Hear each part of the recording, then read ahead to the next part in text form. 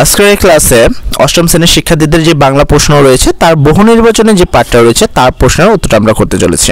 And তোমাদের বলে দিই, আমাদের এই প্লেলিস্টে কিন্তু তোমাদের সকল প্রশ্নের মানে বাংলা প্রশ্নের যে উত্তরটা রয়েছে সকল প্রশ্নের উত্তর অলরেডি আমরা করে ফেলেছি এবং সর্বোচ্চ মার্ক অর্জন করার জন্য যে উত্তরটা তোমার দরকার সেটা কিন্তু অলরেডি আমাদের করা হয়ে গেছে। তোমরা চাইলে এই প্লেলিস্টে গিয়ে বাকি উত্তরগুলো অনায়াসে দেখতে পারো। যদি বিভ্রান্তি কোনো নিউজ আমাদের এখানে আপলোড দেওয়া হয় না, এখন তোমরা জাস্ট দেখবা যে উত্তরগুলো কীভাবে। আর আমি এই যে নৈবিত্তিকটা রয়েছে এই প্রশ্নের উত্তরটা আমরা সর্বশেষে একবারে দেখা দেবো। তবে প্রথমে আমরা তোমাদের রিকমেন্ড করবো যে অবশ্যই তোমরা প্রত্যেকটা প্রশ্ন খুব সুন্দর করে দেখবা, কেননা সেট হতে পারে। প্রশ্ন যদি সেট হয় সেক্ষেত্রে দেখা যাচ্ছে যে এখানে যেটা 1 নম্বর প্রশ্ন আছে সেটা তোমার প্রশ্নপত্রে 7 নম্বর আছে, তখন তুমি বলবা যে মেলে নেই। এরকম কিছুই না, আসলে মিলবে তো 100%ই, শুধু প্রশ্নর আকারটা হয় এরকমই থাকবে, আর নাহলে 1-এর প্রশ্ন 7, 7-এর প্রশ্ন 8। তো অবশ্যই আমি তোমাদের রিকমেন্ড করবো যেন প্রশ্নগুলো খুব সুন্দর করে মুখস্থ করো, ঠিক আছে? তো চলো আমরা প্রশ্নগুলো দেখে নিই। আর ফার্স্ট প্রশ্ন ছিল, ফুসফুস থেকে নির্গত বায়ু প্রবাহের মাত্রা অপেক্ষাকৃত কম হলে তাকে কি বলে? 1 নম্বর অঘোষ ধ্বনি, 2 নম্বর অল্প প্রাণ ধ্বনি, গ নম্বর ঘোষ ধ্বনি, ঘ নম্বর মহাপ্রাণ ধ্বনি। সেক্ষেত্রে 1 নম্বর প্রশ্নের উত্তর হবে হলো খ নম্বর, মানে হলো অল্প প্রাণ ধ্বনি। তারপর 2 নম্বর প্রশ্ন ছিল অসংখ্য শব্দের প্রমিত উচ্চারণ কোনটি? অসংখ্য শব্দের প্রমিত উচ্চারণ কোনটি? সেক্ষেত্রে 1 নম্বর ছিল অসংখ্য, এখানেও দেখো অসংখ্য রয়েছে, এখানেও তো 3টাতে উচ্চারণ রয়েছে। তবে এই ক্ষেত্রে তোমাদের যে সঠিক উচ্চারণ সেটা হলো ঘ নাম্বারটা, অর্থাৎ তোমাদের অসংখ্য উচ্চারণ হবে স্বর অ, দন্তা শয় ওকার, তার নিচে একটা হসন্ত দিবা, ক্ষয় ওকার খ, এই হলো অসংখ্য, ঠিক আছে? তো এই 2 নম্বর প্রশ্নের উত্তর হলো এটা। এবার আমরা চলে যাব 3 নম্বর প্রশ্ন। দেখো 3 নম্বর প্রশ্নে বলা হয়েছে যে রোজ সকালে রনির ছোট ভাই জনি টেবিলে বসে বই পড়ে, বাক্যে বিধেয়ের প্রসারণ কোনটি? ঠিক আছে, এখানে কোনটি বিধেয়ের প্রসারণ?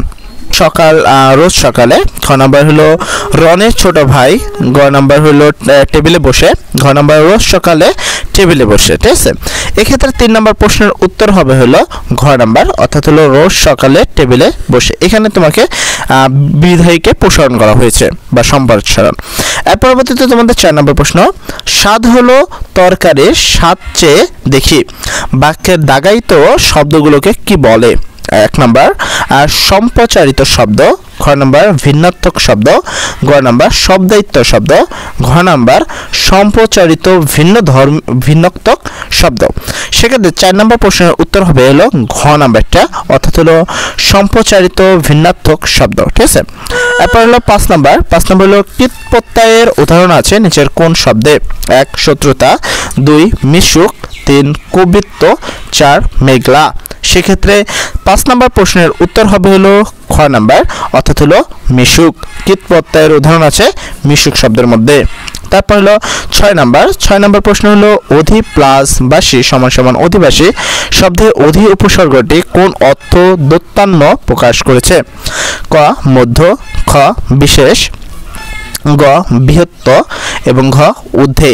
সেক্ষেত্রে 6 নম্বর প্রশ্নের উত্তর হবে ক নাম্বার, অর্থাৎ মধ্যে। তারপর হলো 7 নম্বর প্রশ্ন, অঘোষ অল্প প্রাণধ্বনি কোনটি? ক নাম্বার হলো প, খ নাম্বার হলো খ, আর গ নাম্বারও গ, আর ঘ নাম্বার হলো বর্গীয় জ। সেক্ষেত্রে 7 নম্বর প্রশ্নের উত্তর হবে ক, অর্থাৎ হলো প হলো একটি অঘোষ অল্প প্রাণ ধ্বনি। তারপর 8 নম্বর প্রশ্ন হলো মানি, ঠিক আছে, মানি সর্বনাম ব্যবহার হয়েছে নিচের কোন বাক্যে? আচ্ছা, মানি সর্বনাম দেখো এখানে অপশন রয়েছে, এর মধ্যে কোন বাক্যে মানি সর্বনাম ব্যবহার করা হয়েছে? সেক্ষেত্রে 1 নম্বর আছে তোমার হলো ও দাদি তোমার হলো কি? খ নাম্বার মান্নার সঙ্গে সঙ্গে চেঁচান, গ নাম্বার তোকে কি করতে হবে মনে আছে তো, ঘ নাম্বার আপনি অপারেশনে অংশ নিয়েছেন। সেক্ষেত্রে 8 নম্বর প্রশ্নের উত্তর হবে হলো ঘ নাম্বার, অর্থাৎ হলো আপনি অপারেশনে অংশ নিয়েছেন। এখানে কিন্তু মানি ব্যবহার করা হয়েছে। তো মানিক সর্বনামের পরে হলো 9 নম্বর প্রশ্ন, এবং 9 নম্বর প্রশ্নে তোমাকে যেটা দেখতে হবে, গ্রাম, শহর, রাজধানী, অর্থনীতি, সমাজ, সংস্কৃতি এই শব্দগুলো আবিধানিক বর্ণক্রম অনুযায়ী সাজাতে হবে। সেক্ষেত্রে এখানে 4 ভাবে সাজানো রয়েছে, যার মধ্যে তোমার কোনটা রাইট উত্তর? সেক্ষেত্রে উত্তর হবে হলো গ নাম্বারটা, অর্থাৎ হলো অর্থনীতি, গ্রাম, রাজধানী, শহর, সংস্কৃতি, সমাজ। অবশ্যই সাজানোটা মনে রাখবা, কেননা এখানে কনফিউশন হওয়া খুবই স্বাভাবিক। এখানে প্রত্যেকটা বিষয় একই উদাহরণ রয়েছে, তবে একজন আগে একজন পরে। সেক্ষেত্রে এটা খেয়াল রাখা তোমার জন্য বাধ্যবাধকতা। তারপর 10 নম্বর প্রশ্ন হলো, জিভের ডঙ্গা খানিকটা প্রসারিত হয়, শক্ত তালুর উপর কাছে বায়ুপ্রবাহ বাধা সৃষ্টি করে যে ধ্বনি সৃষ্টি হয় তাকে কি বলে? 1 কণ্ঠধ্বনি, 2 তালব্য ধ্বনি, গ মূর্ধন্য ধ্বনি, ঘ দন্তন্য ধ্বনি। সেক্ষেত্রে 10 নম্বর প্রশ্নের উত্তর হলো খ, অর্থাৎ হলো তালব্য ধ্বনি। ভুল কথা। এর পরবর্তীতে প্রশ্নের জন্য একটা ছোট উপরে দেখো উদ্দীপক রয়েছে, এটা তোমাকে পড়তে হবে। এই জগতে হাই সে বেশি চায় যার ভরি ভরি, রাজার হস্ত করে সমস্ত কাঙ্গালের মন চড়ি। নাম্বার প্রশ্ন দেখো, এখানে বলা হয়েছে ঠিকই তো না, ভিডিওটা করার সময় এক তোমাকে 11 নম্বর তো যাবো হলো তোমাদের 11 নম্বর প্রশ্নে। 11 নম্বর প্রশ্নের আগে ছোট্ট একটা উদ্দীপক রয়েছে, তোমাদের অবশ্যই উদ্দীপকটা পড়তে হবে, সেই অনুসারে এটার প্রশ্ন উত্তর দেবে, ঠিক আছে? এখান থেকে বলা আছে, এই জগতে হাই সে বেশি চায় যার আছে ভরি ভরি, আর রাজার হস্ত করে সমস্ত কাঙ্গালের ধন চুরি।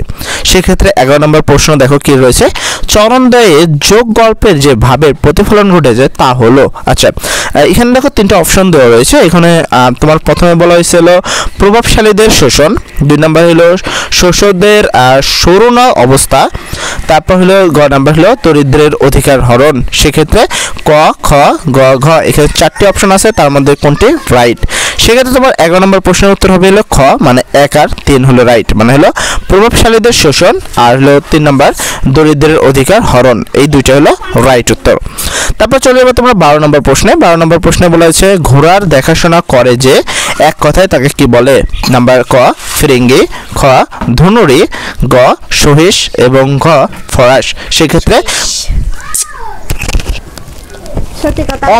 সহিস, ঠিক আছে? তারপর তোমাদের 13 নম্বর প্রশ্নের জন্য আবারও একটি ছোট উদ্দীপক পড়তে হবে।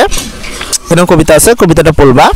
সেদিন ছায়ে এসো হানো যদি কঠিন কঠোরে, তবু তোমায় আমি হাত ছানি দেব বারে বারে, ফল দেব ফুল দেব দেব আমি পাখির কুজন, একই মাটির পুষ্ট তোমাদের আপনার জন। ঠিক আছে? এখানে 13 নম্বর প্রশ্নে কবিতা অংশে একদিন ভোরবেলা গল্পের যে দিকটি প্রতিফলিত হয়েছে তা হলো নাম্বার 1 বৃক্ষের অবদান, নাম্বার 2 বৃক্ষ নির্ধনের কুফল, নাম্বার 3 বৃক্ষরোপণের আহ্বান।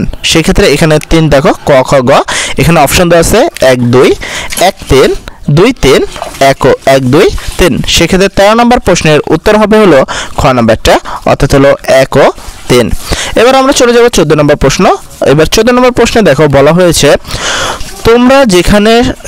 তোমরা যেখানে সাথ চলে যাও আমি এই বাংলায় পড়ে রয়ে যাব। কবি জীবনানন্দ দাশের এই ইচ্ছার কারণ কি?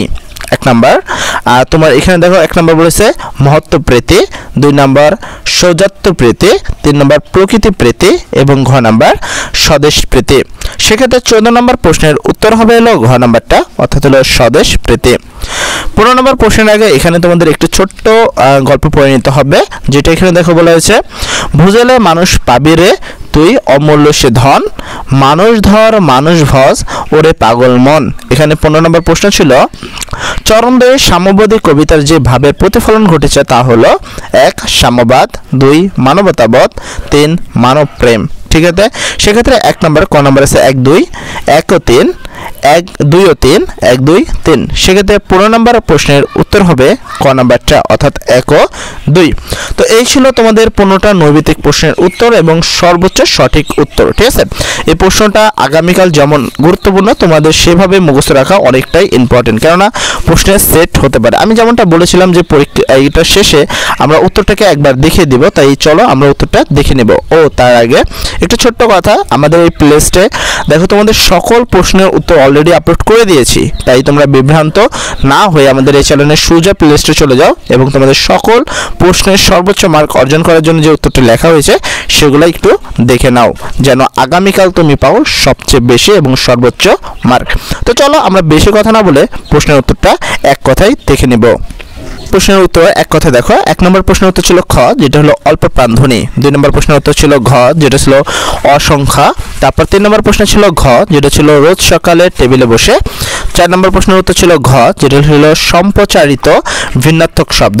5 নম্বর প্রশ্নের উত্তর ছিল খ, অর্থাৎ মিশুক। 6 নম্বর প্রশ্ন ছিল ক, অর্থাৎ হলো মধ্যে। তারপর 7 নম্বর প্রশ্নের উত্তর ছিল ক, অর্থাৎ হলো প।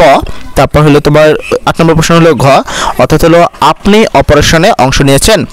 তারপর 9 নম্বর প্রশ্ন হলো গ, অর্থাৎ হলো অর্থনীতি, গ্রাম, রাজনীতি, শহর, সাংস্কৃতিক, সমাজ। তারপর 10 নম্বর প্রশ্ন হলো খ, অর্থাৎ তালব্যধ্বনি। 11 নম্বর প্রশ্ন হলো খ, অর্থাৎ 1 ও 3। 12 নম্বর প্রশ্ন হলো গ, অর্থাৎ সহিস। 13 নম্বর প্রশ্ন হলো খ, অর্থাৎ 1 ও 3। তারপর 14 নম্বর প্রশ্ন হলো তোমার ঘ, অর্থাৎ স্বদেশপ্রীতি। 15 নম্বর প্রশ্নের উত্তর হলো ক, অর্থাৎ 1 ও 2। এই ছিল তোমাদের 15টি প্রশ্ন সঠিক উত্তর। আর বাকি প্রশ্নগুলো উত্তর জানার জন্য আমাদের এই প্লেলিস্টে চলে যাও, দেখো বাংলার সকল প্রশ্নের উত্তর দেওয়া রয়েছে। ও হ্যাঁ, তোমরা যদি আমাদের চ্যানেলটি এখনো সাবস্ক্রাইব করে না থাকো তাহলে তাড়াতাড়ি সাবস্ক্রাইব করো, এবং ভিডিওটা যদি তুমি কোনো উপকৃত হও সেক্ষেত্রে অবশ্যই একটি লাইক এবং কমেন্টে বলে দিও। সবাই ভালো থাকবা। আসসালামু আলাইকুম।